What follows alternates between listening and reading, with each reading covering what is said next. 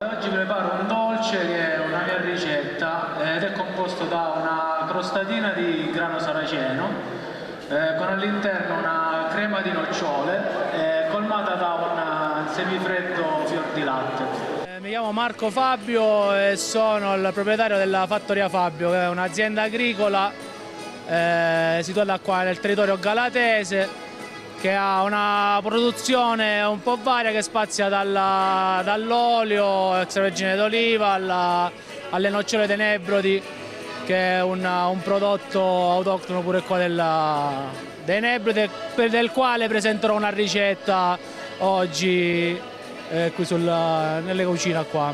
A proposito di questa ricetta, vogliamo anticipare qualcosa, gli ingredienti, il procedimento?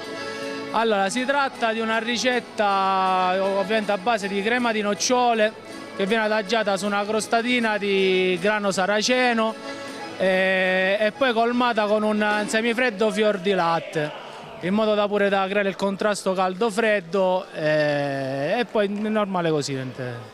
Rappresenta l'enogastronomia e Galati Mamertino per voi?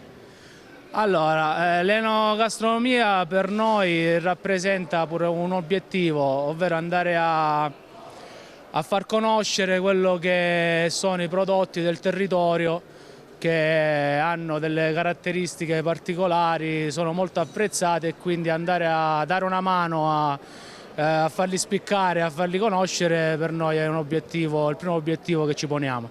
Cosa deve uscire fuori da un paese in cucina?